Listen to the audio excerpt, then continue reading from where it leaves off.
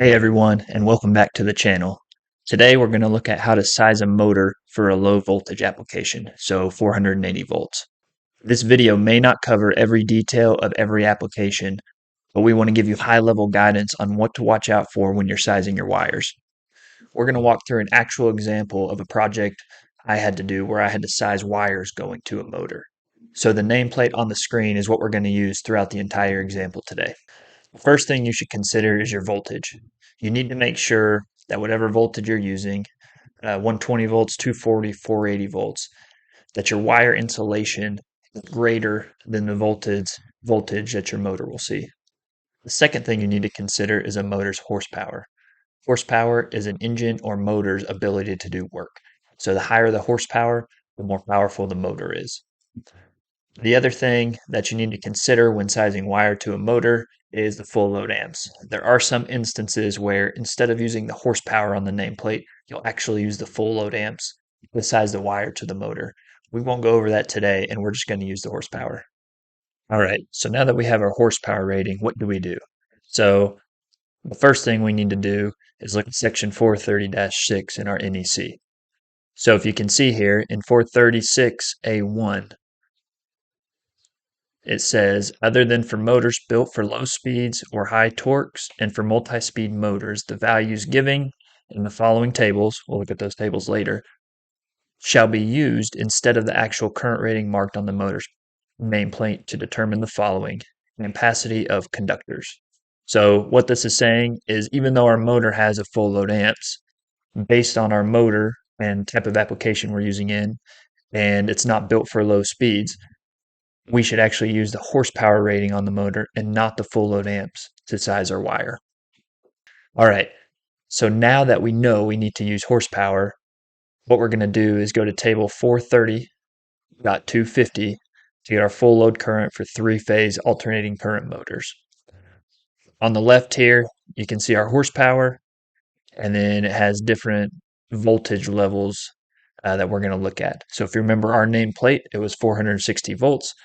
And our horsepower was 60 horsepower. So we're going to go down to that column. Okay.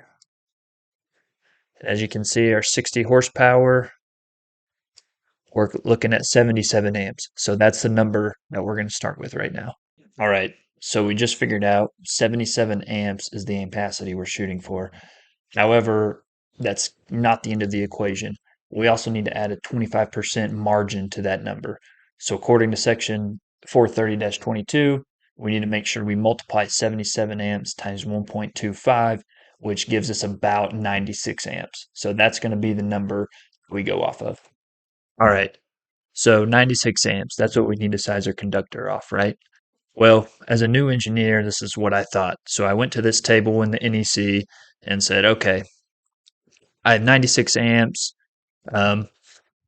and let's assume we're using copper wiring. We could also choose aluminum. That's the other option. And then we're going to use THWN-2 wiring. So different wires have different insulation, and that determines the temperature rating of the wire. So as current begins flowing through our conductors will heat up. And so our insulation needs to be rated and account for that heat and temperature change so that way our insulation doesn't fail, we don't get safety incidents, we don't get arcs, etc. So we're going to use THWN-2, and remember 96 amps is our number, so it looks like 4-gauge wire might be a little small, so then we'll go with 3-gauge wire, and that should work, right? Well, there's two stipulations you have to keep in mind. The first is that this assumes that wiring is installed at ambient temperature. The second is that there are not more than 3 current carrying conductors in our raceway or our conduit. Okay, so the first question a new engineer might have is, what happens if I have 3 or more than 3 current carrying conductors in a conduit? Maybe I have multiple motors that share a conduit run, or maybe there's some other devices on the end. So where do I go? Well, I'm glad you asked. All right, so let's build out a scenario here. Instead of just one motor, let's assume we have 2 motors and they share the same conduit run out to where their motors are from your MCC. So we have three-phase motor, so we're going to have 6 current carrying conductors in the same conduit. So what do we have to do?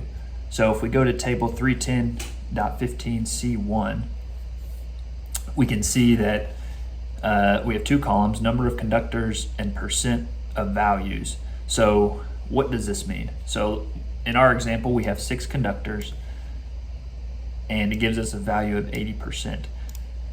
Okay, so if we go back to our ampacity table, remember our D rate value is 80%. So what does this mean? So for 3-gauge wire, its ampacity was 115 amps. If we multiply this, and this is what we should do, is multiply it by 0.8, that takes our ampacity down to 92 amps. Now, what does this mean? So if you remember, our motor amps or full load amps times 1.25 was 96 amps. So it means we have to upsize our wire. So now, if we look at 2-gauge wire, so if only 3 conductors are in the conduit, we can use 130 as our number. But we also have to add the D rate factor. So 130 times 0.8 is 104 amps. So now we're at 2-gauge wire. All right, so great. 2-gauge wire, we're good. Except there's one more thing we need to look at. If you remember, our ampacity table in the NEC is based on ambient temperature. So again, let's play out another scenario. Let's assume that your ambient temperature might actually get up to, let's say, 100 degrees. Maybe it's South Texas in the summer, and so your conduit could see that temperature. So what does this mean? So again, we have another correction factor, another table.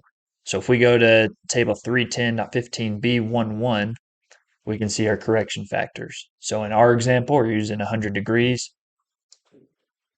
So we'll be in this column over here, 100 degrees Fahrenheit. So we'll be in this column. And we're using THWN-2, so temperature rating of 90 degrees Celsius, which means our correction factor is 0.91. So great. So can we use the same size wire? Remember, we're on 2-gauge. Let's go find out. All right. So if you remember, we're at 2-gauge wire. So 2-gauge wire, 3 current carrying conductors, ambient temperature, it's 130 amps. We already had a D rate factor of 0.8. So we're already sitting at about 104 amp. So we're still good because 96 is our number. Okay, but we now have a D rate factor of 0.91. So, and we cascade the factors. So we multiply 104 amps times 0.91, and that actually gives us about 94 amps. Remember, 96 amps is our cutoff, so now we are below that 96 amps. So what does that mean? So it means we now must upsize our wire again. So we were on 2-gauge, so now we must go up to 1-gauge wire.